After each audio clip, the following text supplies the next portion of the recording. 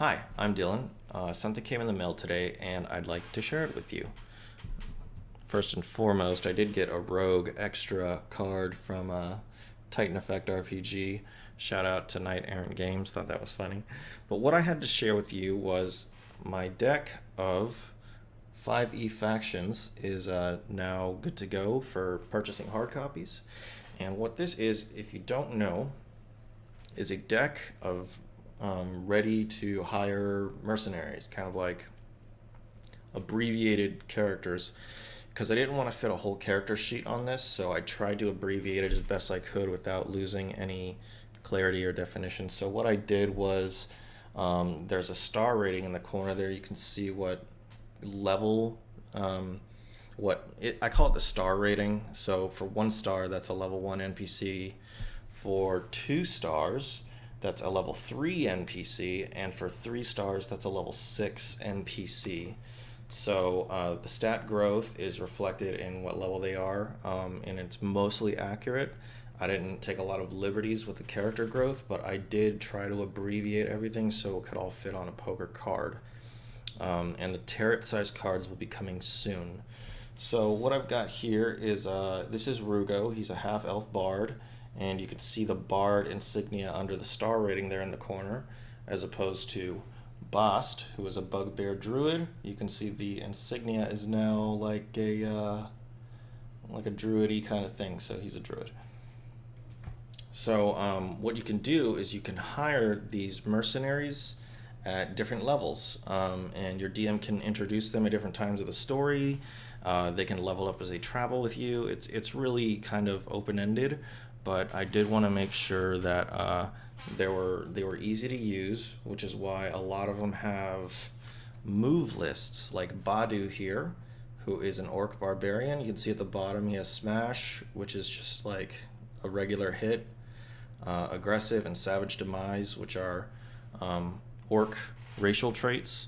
So yeah, they're just easy to use.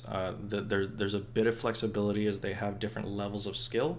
There are 30 mercenaries, and since they come at 3 levels, there are 90 total cards in this deck. That is Afatasi's 5eFacts.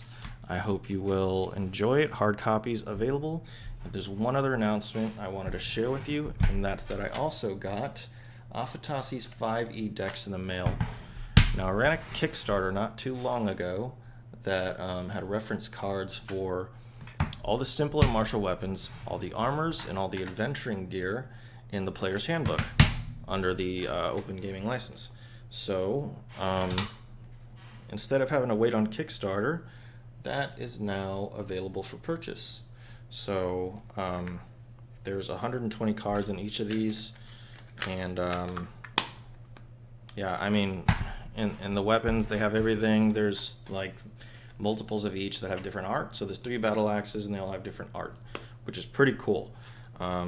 So for armors, since there's much less of them, but there's still 120 cards, because you might need